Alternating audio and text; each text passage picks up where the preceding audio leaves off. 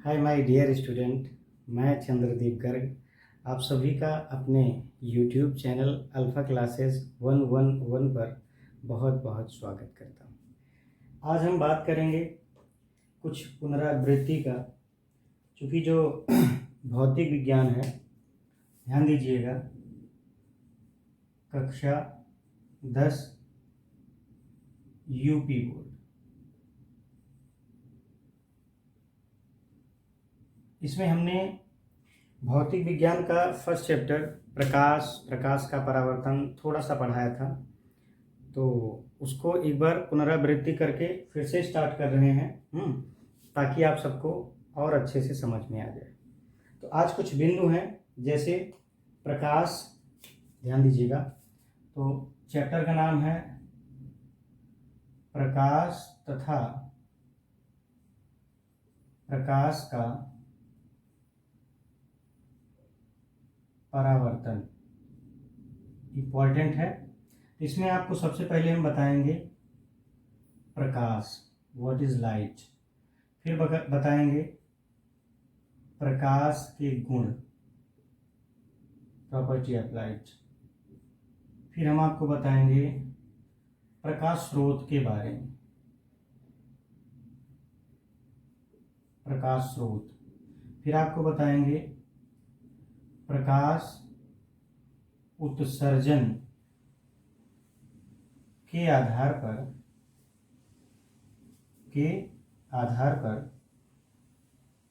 प्रकाश उत्सर्जन के आधार पर वस्तुएं, ठीक है। और फिर हम बताएंगे इसमें प्रकाश का परावर्तन, और फिर बताएंगे प्रकाश के परावर्तन का नियम। ये कुछ अहम बिंदु हैं, इनको आप नोट डाउन कर लीजिए, बहुत ही महत्वपूर्ण है। अब ये हम ऐसा क्यों कह रहे हैं कि नोट कर लीजिए या महत्वपूर्ण है, क्योंकि अक्सर बोर्ड एग्जाम में ये लगभग यहाँ से क्वेश्चन आते हैं। तो बात किया जाए, इसको पहले नोट डाउन कर लीजिए, फिर हम आपको बताते हैं इसमें और आगे क्या कैसे किया जा सकता है। तो थोड़ा सा हम सबसे पहले बात करेंगे प्रकाश के बारे में।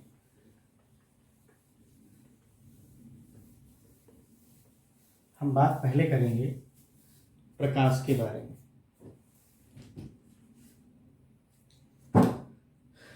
प्रकाश, तो देखा जाए तो जैसे रात्रि में जो एनर्जी हमारी होती है वो उतना एक्टिव नहीं होती, या कह सकते हो कि प्रकाश ऊर्जा का एक रूप है, ठीक है।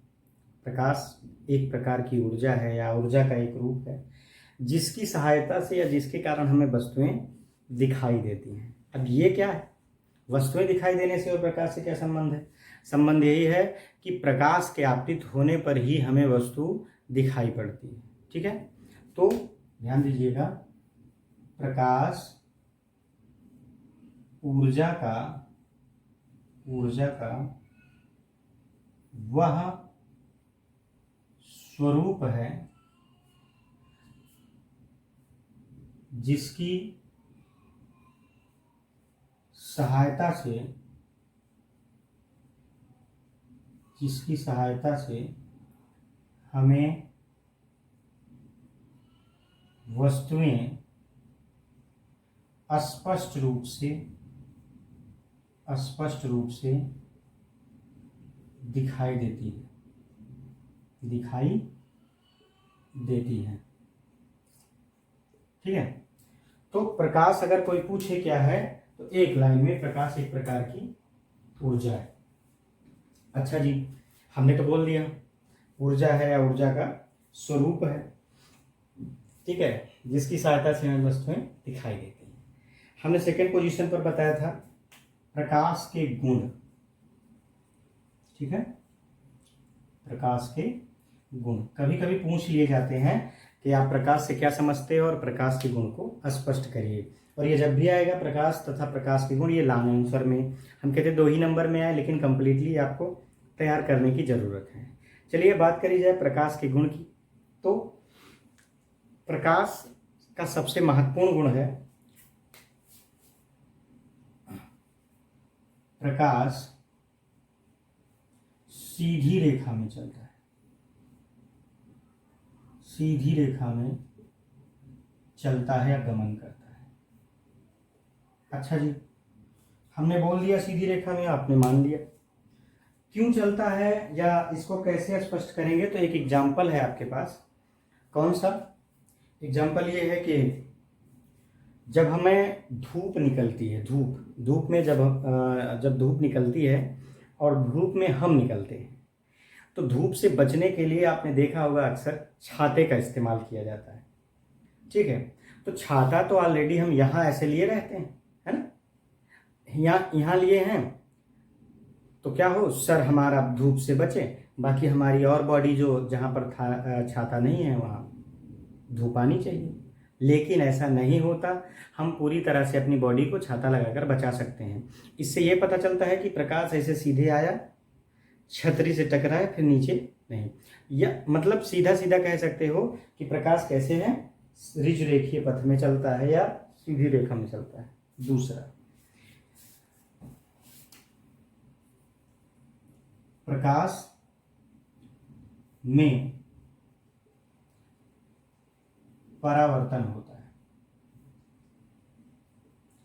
परावर्तन होता, चलो जी परावर्तन होता है, ये चैप्टर में भी है और पढ़ाना भी है। परावर्तन क्या है?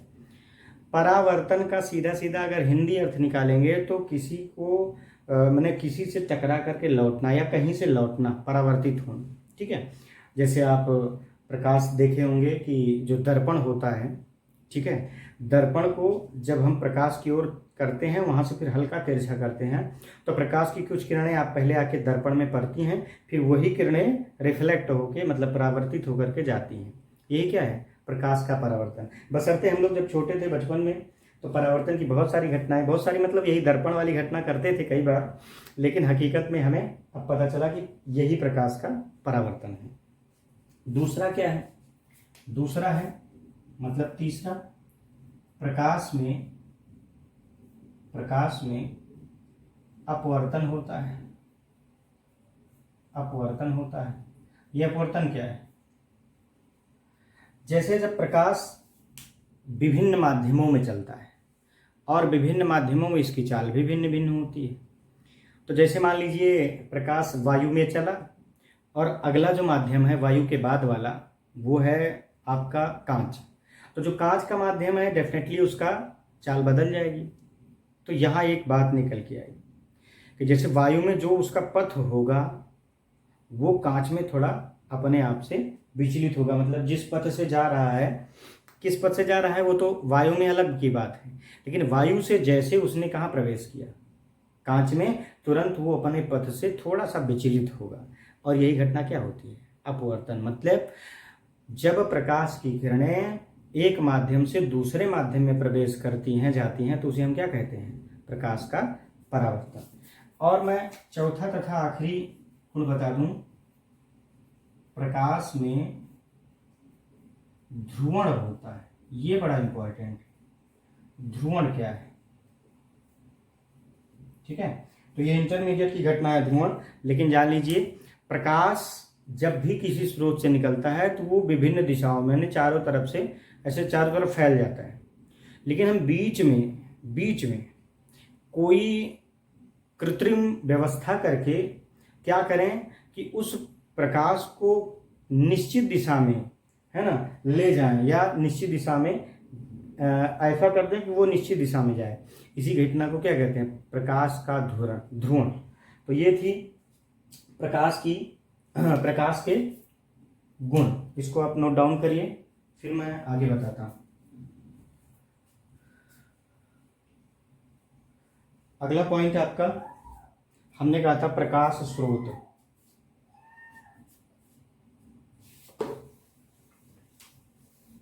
प्रकाश स्रोत, चलिए प्रकाश स्रोत। ठीक है, what is source of light या लाइट सोर्सेस। ठीक है, तो प्रकाश स्रोत को ध्यान दीजिएगा, एक तो होता है प्राकृतिक प्रकाश स्रोत, प्राकृतिक प्रकाश स्रोत, और एक होता है कृत्रिम। ठीक है, कृत्रिम। प्राकृतिक कब में कौन आता है, सूर्य। सूर्य जो है इसका स्वयं का प्रकाश होता है और ये अपने प्रकाश से प्रकाशित होता है। फिर तारे भी वही। ठीक है, कृत्रिम में मोमबत्ती हो गई, ठीक है, बल्ब हो गया, ठीक है, बाकी बहुत सारी चीजें हैं। तो स्रोत जो होते हैं हमें, एक तो प्राकृतिक स्रोत होते हैं और एक कृत्रिम।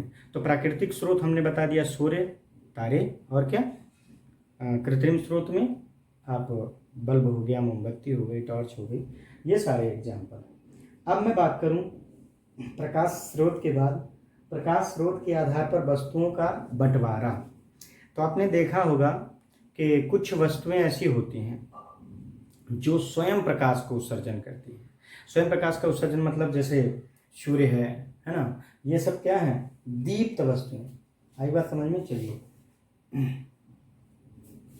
अब मैं बात करूं दीप्त वस्तुएं, ल्यूमिनियस बॉडीज, दीप्त वस्तुएं, ल्यूमिनियस बॉडीज। तो वह वस्तुएं, ध्यान देना, वह वस्तुएं जो स्वयं प्रकाश का उत्सर्जन करती हैं दीप्त, या कभी कभी कोई कोई कहता है प्रदीप्त, दीप्त या प्रदीप्त वस्तुएं कहते हैं। ठीक है, अब मैं बात करूं दीप्त या प्रदीप्त, इसके एग्जाम्पल की। तो इसमें आपका सूर्य हो गया, फॉर एग्जाम्पल सूर्य हो गया, तारे हो गए, विद्युत बल्ब हो गया, है ना, ये सब क्या है, ये है दीप्त वस्तुएं। और इसी का उल्टा अप्रदीप्त या अदीप्त वस्तुएं, तो वह वस्तुएं जो स्वयं प्रकाश का उत्सर्जन नहीं करती हैं। अदीप्त या अप्रदीप्त वस्तुएं कहलाती हैं। यहाँ भी होगा, दूसरे वाले में भी कहलाती हैं। अब इसमें अप्रदीप्त में जैसे आपकी मेज हो गई, ठीक है, मकान हो गया, ठीक है, कुर्सी हो गई, ये सब क्या है, ये सब प्रकाश का उत्सर्जन नहीं करती। और आज की आखिरी हेडिंग, प्रकाश का परावर्तन। ठीक है, बहुत ही महत्वपूर्ण है ये, इस बार चांस ज़्यादा है आने का 2024 के बोर्ड एग्जाम में। तो क्या है, प्रकाश का परावर्तन। ठीक है, रिफ्लेक्शन ऑफ लाइट। तो मैं बहुत ही सटीक और अच्छी परिभाषा लिख रहा हूं। जब प्रकाश की किरणें किसी चिकने तल या दर्पण पर आपतित होती हैं,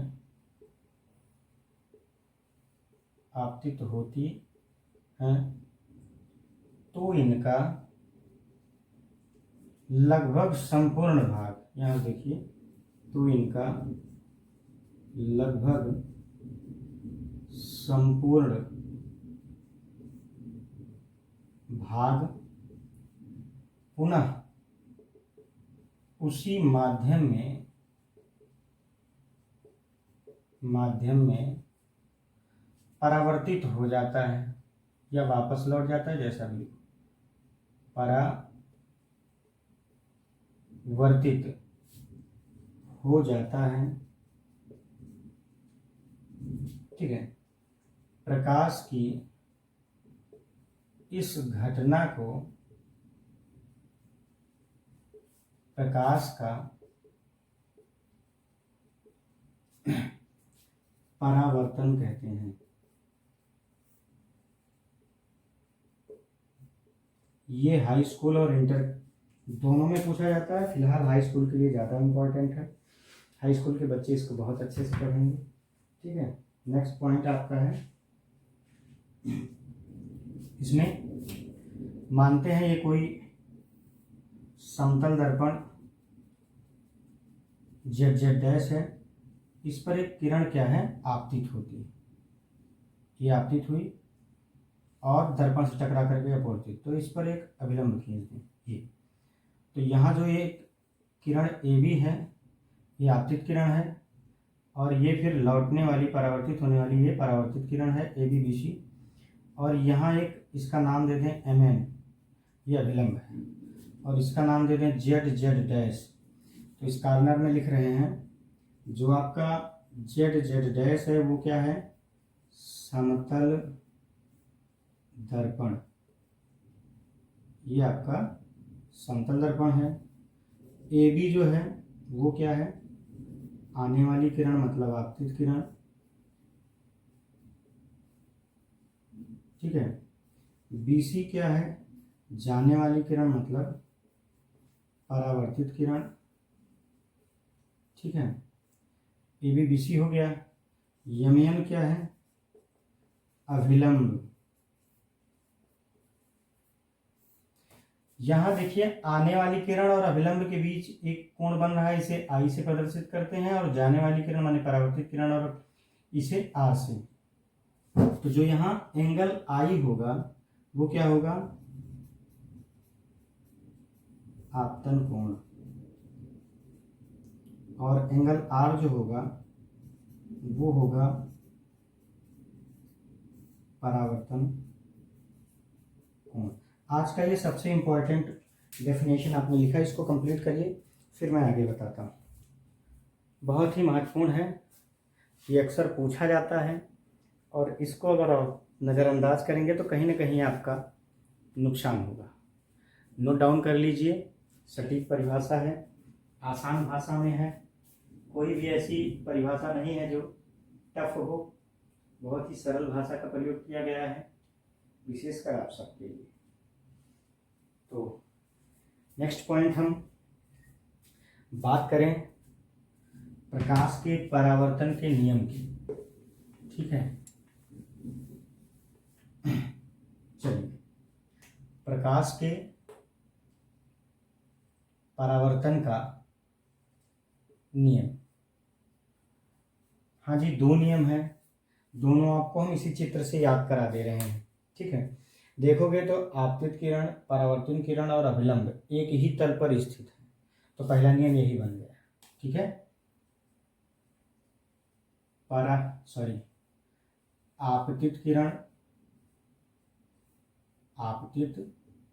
किरण कमा परावर्तित किरण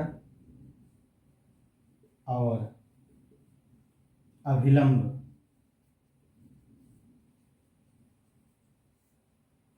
तीनों एक ही तल में होते हैं, एक ही तल में होते हैं। ये पहला नियम था। दूसरा, ये जो कोण I है, I मतलब आपतन कोण, हमेशा R के क्या होता है, बराबर होता है। तो लिखेंगे आपतन कोण सदैव आपतन कोण, इसको I मानते हैं, I परावर्तन कोण R के समानुपाती होता है, समानुपाती होता है। हाँ जी, ये थोड़ा सा नोट डाउन करिए, बहुत पूछा गया है इसको और ये अक्सर आता है। इसमें नियम अक्सर पूछा जाता है और इस नियम को आप नोट डाउन करिए। तो आज की जो कहानी थी हमारी पूरी हुई, लेकिन आपकी कहानी अब आज से शुरू हुई। आप देखिए, कॉन्सेप्ट को प्रैक्टिकली एक इमेजिन करिए दिमाग में कि हाँ, हम इसको इस स्तर से तैयार करें। एक रफ बिंदु हर एक चैप्टर का, टॉपिक का, यहाँ तक हर एक हेडिंग का एक रफ बिंदु अपने माइंड में सेट करिए और इससे लगाव रखिए, ठीक है। और कोई भी ऐसी बात नहीं है जो आपके बस में ना हो, बस तरीका थोड़ा सा क्या होता है कि कोई रास्ता अच्छा मिल जाता है तो आसानी से आप हल कर सकते हैं, और कोई रास्ता थोड़ा सा गड़बड़ मिल जाता है तो आपकी आसानी गड़बड़ हो जाती है। तो मुझे लगता है कि कहीं ना कहीं हमने जो भी बिंदु बताए, जैसे हमने प्रकाश बताया, प्रकाश के गुण बताए, फिर आपको प्रकाशिक स्रोत कृत्रिम प्राकृतिक दो टाइप के होते हैं, फिर हमने आपको बताया कि प्रकाश स्रोत के आधार पर वस्तुएं दो प्रकार से बांटी गई हैं, एक दीप्त और एक अप्रदीप्त या अदीप्त। फिर हमने बताया प्रकाश के परावर्तन के बारे में, प्रकाश के परावर्तन के नियम बताए। तो कहीं ना कहीं ये सब कुछ इम्पॉर्टेंट है, जिसमें से परावर्तन और परावर्तन का नियम तो इस बार बोर्ड में आने के मैक्सिमम चांसेस हैं, और नहीं भी आएंगे तो आपको इस जानकारी में बहुत सारी चीज़ें हैं, ठीक है। दूसरा, जब आप इसको पढ़ते हैं तो ये माइंडसेट मत करिए कि हाँ, ये क्वेश्चन जो है हमें नहीं आएगा। पहले तो ये देखिए हम किस स्तर से इसको समझाने का प्रयास कर रहे हैं, फर्स्ट इम्पॉर्टेंट। फिर दूसरा ये देखिए कि क्या ये महत्वपूर्ण है। अगर बोर्ड के लिए ही महत्वपूर्ण है या नहीं है तो आप वो निर्णय ना लीजिए। कुछ प्रश्न या कुछ जानकारियाँ ऐसी होती हैं जो बोर्ड में आए या ना आए, लेकिन आपको ज़रूरी हैं अगर आप साइंस फैकल्टी से हैं। दूसरा, कहीं ना कहीं आप मेहनत करेंगे तो निश्चित तौर से आपको ये सारे बिंदु बताए हैं, और इनमें से कोई ना कोई एक जरूर मिलेगा।